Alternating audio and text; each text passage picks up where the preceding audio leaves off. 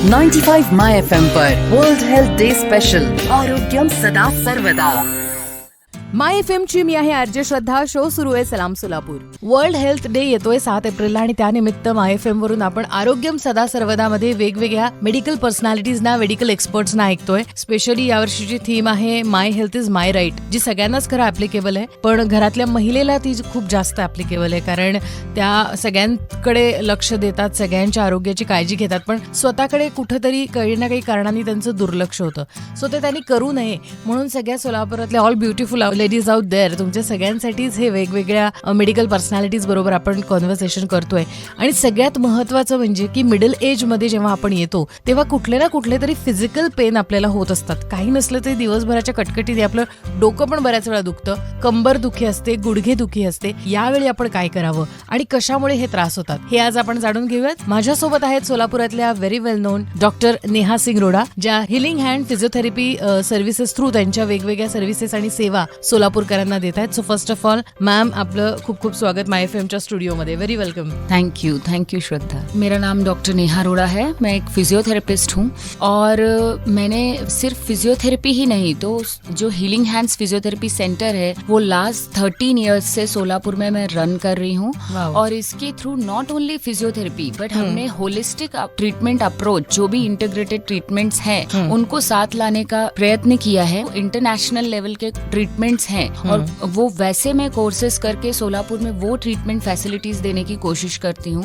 तो हमारे यहाँ ना सिर्फ फिजियोथेरेपी बल्कि आयुर्वेदा, जो मेरे हस्बैंड हैं डॉक्टर विनोद रोड़ा, वो आयुर्वेदिक पार्ट देखते हैं. उसके साथ मैंने ऑस्टियोपैथी ट्रीटमेंट, जो कि इंडिया में ज्यादा अवेलेबल ही नहीं होता है, ये बाहर का मतलब वेस्टर्न कंट्रीज का रिकॉग्नाइज्ड ट्रीटमेंट है ऑस्टियोपैथी, जिसके थ्रू बहुत सारी डिजीजेस जैसे कि स्ट्रेस है, इंसोम्निया है, इमोशनल इश्यूज हैं या क्रॉनिक इंजुरीज हैं, वो सब रिजॉल्व होती हैं. और साथ ही कायरोप्रैक्टिक, जो ऑथेंटिक वे में हमारे यहाँ नहीं मिलता है सोलापुर में, मतलब प्रॉपर साइंटिफिक वे में, वो मैंने यूके से किया, कायरोप्रैक्टिक और ऑस्टियोपैथी, और वो सारी सर्विसेज मैं सोलापुर में प्रोवाइड कर रही हूँ. तो हमारे यहाँ पूरा इंटीग्रेटेड ट्रीटमेंट रहता है. Along with physiotherapy we give osteopathy, chiropractic, needling treatment, NKT जो यूके का एक कोर्स है वो मैंने किया है. तो इस तरह से हम कॉम्बिनेशन ऑफ ट्रीटमेंट देते हैं, जिससे कि डिफिकल्ट से डिफिकल्ट कंडीशंस बिना मेडिसिन के, बिना ऑपरेशन के, और इवन इफ ऑपरेशन हुआ है और सक्सेस नहीं हुआ है तो ऐसे पेशेंट्स भी हमारे पास स्पाइन के, जॉइंट्स के आकर ठीक होते हैं. सो अगर आपके पास ऐसे कुछ केसेस आते हैं जो सीवियर हो गए हैं मैम, सो अपने क्लिनिक थ्रू उनको कौन सी सर्विसेज और क्या ट्रीटमेंट्स हम लोग देते हैं? जैसे कि मैंने आपको बताया कि मेरे पास सारे एडवांस ट्रीटमेंट है. तो अगर स्लिप डिस्क के पेशेंट आते हैं जो अभी बहुत ज्यादा बढ़ गया है, यंग पेशेंट भी मेरे पास बहुत ज्यादा आ रहे हैं जिनको स्लिप डिस्क हो गई है, और इवन जिम इंजरीज बहुत बढ़ गई हैं. जिम करना गलत नहीं है, पर जैसे कि मैंने कहा, हर एक चीज को सही तरीके से करना है और आपकी कैपेसिटी के अनुसार. आपकी बॉडी में न्यूट्रिशन उतना है जितना आप कर रहे हो, साथ ही साथ आपको न्यूट्रिशन लेवल मेंटेन रखना बहुत जरूरी है. तो अगर मेरे पास ऐसे सीवियर केसेस आते हैं, तो फॉर एग्जाम्पल अगर स्लिप डिस्क का पेशेंट है तो उसको मैं विद कायरोप्रैक्टिक, उसमें मैं क्या करती हूँ, एक टेक्निक रहती है जिससे मैं हैंड से लेग को चेक करके पूरी स्पाइन का एनालिसिस कर सकती हूँ कि कौन सा स्पाइन का प्रोसेस, मतलब अगर L5 है, 5वां नंबर मन का है ये, तो वो कहाँ पे सर का है, ऊपर नीचे, राइट लेफ्ट, वो पूरे स्पाइन को, जॉइंट्स को, कौन सा जॉइंट किधर शिफ्ट हो रहा है, एनालाइज करके उसको जगह पे लाती हूँ. और फिर वो जगह पे मेंटेन रहना चाहिए, उसके अकॉर्डिंग एक्सरसाइज कराती हूँ. और धीरे धीरे फिर इनसे वो मेंटेन हो जाता है. और इनिशियल स्टेज में अगर बहुत ज्यादा स्वेलिंग है, पेन है, तो हम कुछ मशीन्स की भी हेल्प लेते हैं, जिससे कि इनिशियली स्वेलिंग कम हो, पेन कम हो. तो मेरे पास ये कायरोप्रैक्टिक और ऑस्टियोपैथी का जो कॉम्बिनेशन है, उसके साथ कुछ लोगों का पेन इतना क्रॉनिक हो जाता है, मतलब पुराना हो जाता है. जैसे अभी पेशेंट आता है कि 10 साल से पेन है, तो उसके माइंड में सेट हो जाता है. तो हम बॉडी से पेन को निकाल भी देते हैं तो भी उसके ब्रेन से वो सिग्नल्स नहीं जाते और वो कभी भी रिलैक्स नहीं फील कर पाता है. तो उसको एक वो स्ट्रेसफुल सिचुएशन हो जाती है. तो उसके लिए मैं ऑस्टियोपैथी देती हूँ. Considering our current topic for World Health Day जो हमने लिया हुआ है कि मिडिल एज औरतों को कई ज्यादा मेडिकल इश्यूज होते हैं, कई ज्यादा तकलीफे होती है. अँड आपण ऑब्झर्व केला असेल की घरात कायम आपल्या दिवसभर काम करून आईची किंवा आजीची अशी तक्रार असते की गुडघे दुखतायत, पाठ दुखतीये, त्रास होतोय, कधी कधी त्यांना खूप अंग दुखत असतं, काही करावंसच वाटत नाही. सो ये सारी मुसीबतें क्यों आती है औरतों को, पर्टिकुलरली इन मिडिल एज, क्या बताएंगे? किसी भी डिजीज के 3 रीजंस रहते हैं जिनको हम ट्रीट करते हैं.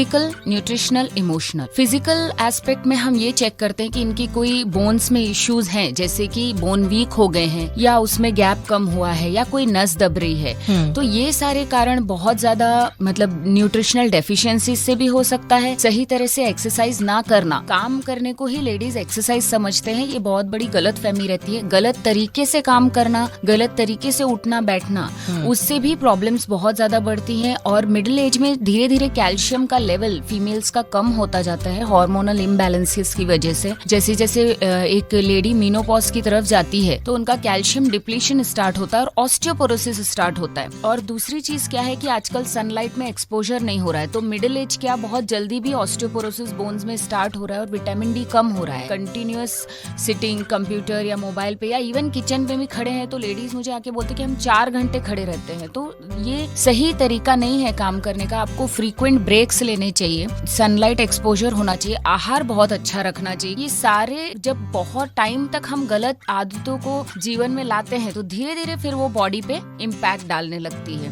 मतलब वो लोग बहुत देर तक किचन में खड़े रहते हैं, लेकिन आप खड़े रहते हो तो आपकी मसल्स पे कितना लोड पड़ता है। एवरी 20 मिनट्स या हाफ एन आवर साइंटिफिकली आपको अपनी पोजीशन चेंज करनी चाहिए, तभी वो ब्लड सर्कुलेशन जॉइंट्स में मसल्स में होता है। पर हम क्या करते हैं, एक ही पोजीशन को कंटिन्यू मेंटेन रखते हैं और वो भी गलत तरीके के पोस्चर में काम करते हैं। उसकी वजह से तरह तरह के स्पाइन के और जॉइंट्स के डिसऑर्डर्स होते हैं, पेन चालू होता है और उसमें डिफॉर्मिटी आना धीरे धीरे स्टार्ट हो जाती है। और जैसे कि साधारण भाषा में बोलते हैं गैप कम हो गया मनके में, या झीज हो गई, या फिर अचानक आपके मसल्स कमजोर रहते हैं, फिर आप कुछ भी करने गए तो स्लिप डिस्क हो जाता है। इस तरह के step by step problems start होने लगते। वे बताइए कि इसको ट्रीट अच्छी तरीके से कैसे किया जाए, क्या बताएंगे? सबसे पहले तो डेली एक्सरसाइज रूटीन होना ही चाहिए। जो हम काम करते हैं उससे पर्टिकुलर मसल की एक्सरसाइज नहीं होती है। जैसे कि आप एक एग्जांपल मैं बताती हूँ कि कितनी बार दिन में आप घुटना पूरा का पूरा मोड़ते होंगे, बहुत ही रेयर, या शोल्डर पूरा ऊपर उठाते होंगे, शायद पूरे दिन में एक बार भी नहीं। अगर आप सोच के देखें कि मैंने कब अपना शोल्डर पूरी तरह से ऊपर उठाया, जो लोग एक्सरसाइज नहीं करते हैं उनकी बात करें तो वो उसी रेंज में मसल्स काम करना सीख जाते हैं और आगे की रेंज में जो मसल्स काम करते हैं वो कमजोर हो जाते हैं। फिर धीरे धीरे प्रॉब्लम्स स्टार्ट होते हैं। तो आपको बेसिक फ्लेक्सिबिलिटी एक्सरसाइज, कुछ न कुछ वॉकिंग या डेली रूटीन में उसका समावेश करना ही चाहिए। मिनिमम 20 मिनट्स 15 मिनट्स वॉक करना चाहिए। और विटामिन डी की कमी ना हो, आपकी हड्डियां आगे कमजोर ना हो, ऑस्टियोपोरोसिस मतलब हड्डियों में कमजोरी डेवलप ना हो, उसके लिए कम से कम धूप में 15 से 20 मिनट या आधा घंटा बैठना ही चाहिए। और साथ में आपको अपने न्यूट्रिशन का मतलब इलेक्ट्रोलाइट्स का भी ध्यान रखना चाहिए। जैसे कि अभी समर चल रहा है तो बहुत लोगों को वीकनेस, जनरलाइज्ड बॉडी पेन, थकान आ रही है, वो इलेक्ट्रोलाइट इम्बैलेंस से भी होती है। तो आपको इनफ वाटर ड्रिंक करना चाहिए और बीच बीच में इलेक्ट्रॉल वाटर लेना चाहिए, जिससे कि आपके मसल्स में वाटर की कमी नहीं होती। पानी की कमी से भी मसल पेन स्टार्ट होते हैं, ये बहुत ही कम लोगों को मालूम है। और अगर कोई भी प्रॉब्लम होती है तो सबसे इम्पोर्टेंट उसको लाइटली लेके बैठना नहीं चाहिए। वो रेड सिग्नल है, बॉडी आपको कुछ बोलना चाह रही है और आप उसको इग्नोर कर रहे हो। तो इनिशियली जैसे ही आपको प्रॉब्लम होती है, मतलब आपकी बॉडी बता रही है कि कहीं कुछ गड़बड़ स्टार्ट हो गई है, वो सिग्नल दे रही है, तो इमीडिएटली आपको उसका सॉल्यूशन देखना चाहिए। आपको अपने मसल्स का, पोस्चर का सब चेकअप एनालिसिस करके लेना चाहिए। और साथ में अगर आपको मेंटेनेंस ही रखना है तो time to time every 3 months आपको एक फिजियोथेरेपी विजिट शेड्यूल करनी ही चाहिए। आजकल ऐसा भी बहुत लोग शेड्यूल करे चेक करने के लिए कि उनकी बॉडी का अलाइनमेंट कहीं से बिगड़ रहा है क्या, फुट में कुछ प्रॉब्लम है, स्पाइन में कुछ प्रॉब्लम है, तो उसको हम पहले से ही प्रिवेंटिव उसमें भी क्योर कर सकते हैं। तो बहुत सारे पेशेंट्स का स्ट्रेस, इंसोम्निया मतलब जिनको नींद नहीं आती है, स्ट्रेस है, एंजाइटी है, जैसे कि हाथ पैर थर थर कांपते हैं, दर्द होता है जब बॉडी में, तो पूरी बॉडी में से पसीना आता है, मतलब एसोसिएटेड प्रॉब्लम्स हो जाती है। तो उसके लिए ऑस्टियोपैथी करती हूँ, जिसमें फुल बॉडी, जो भी आपकी बॉडी रॉन्ग सेटिंग हो गई है तो वो बॉडी को हम रीसेट करते हैं, ऐसा बोल सकते हैं हम कि पूरे बॉडी को, सिस्टम को ही हम रीसेट करते हैं। तो वो धीरे धीरे जब रीसेट करते हैं तो ये लॉन्ग टर्म में बेनिफिट होता है। तो मैं जो भी ट्रीटमेंट्स करती हूँ, exercise, chiropractic, osteopathy, NKT, dry needling, cupping, तो इन सब से परमानेंट रिजल्ट आए ऐसी कोशिश करती हूँ।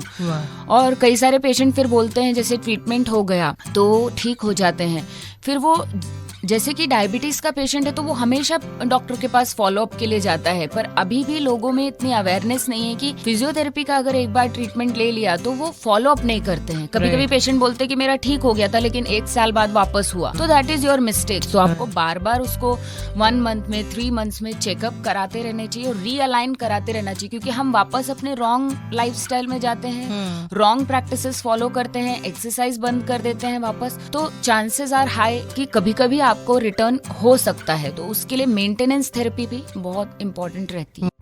सो इस साल का वर्ल्ड हेल्थ डे का थीम ये है कि my health is my right. So my FM के थ्रू आप सारे औरतों को और एवरीवन ओवरऑल सबको ही एक क्या मैसेज देना चाहेंगी? मैं सभी को यही मैसेज देना चाहूंगी कि योर हेल्थ इज वेल्थ, जैसा कि श्रद्धा जी ने बहुत ही अच्छा इनिशिएटिव लिया है। सो रियली जब बीमारी आती है तभी हमें समझ में आता है कि एक बार की कुछ और चीज लाइफ में कम हुई तो चलेगा, बट हेल्थ में कॉम्प्रोमाइज नहीं चलेगा, और वो पूरे घर की पूरी फैमिली के लिए बहुत ही डिफिकल्ट फेज होता है। तो अपनी हेल्थ का ध्यान रखिए, रेगुलर हेल्थ चेकअप्स कराइए। सबसे इम्पोर्टेंट जो चीज है, जैसे कि मैंने अभी बोला कि विटामिन डी की डेफिशिएंसी आजकल बिल्कुल कॉमन है, किसी का भी टेस्ट कराओ तो डी कम आ रहा है। तो आपको एक खुद को ओथ लेनी चाहिए या प्रण लेना चाहिए कि हर साल, जैसे कि वर्ल्ड हेल्थ डे है या वुमेन्स डे है या जो भी है, तो वुमन को ईयरली सारे चेकअप्स मुझे अपनी बॉडी के कराने ही है। That is a gift to yourself जो आपको देना चाहिए। साथ ही आपको हर साल अपना फिजियोथेरेपी चेकअप कराना है, मेडिकल के बाकी डॉक्टर्स के चेकअप कराने हैं, सो दैट आपको सडन कुछ भी प्रॉब्लम ना आए और आप उसके लिए पहले से ही तैयार रहें। और साथ ही जो मैंने आपको टिप्स दिए कि regular exercise, good diet, good sleep, ये सारी चीजों को अपनी लाइफ में इनकलकेट करिए, तो आप लॉन्ग टाइम आपकी हेल्थ बेटर रहेगी। आई एम श्योर कि डेफिनेटली आपकी इनसाइट सुन के सबको ये अभी पता चला होगा कि राइट वे टू फॉलो कि क्या करना चाहिए। Thank you for being with us and thank you so much for sharing such a important information with us. Thank you. Thanks. 95 my FM पर वर्ल्ड हेल्थ डे स्पेशल, आरोग्यम सदा सर्वदा।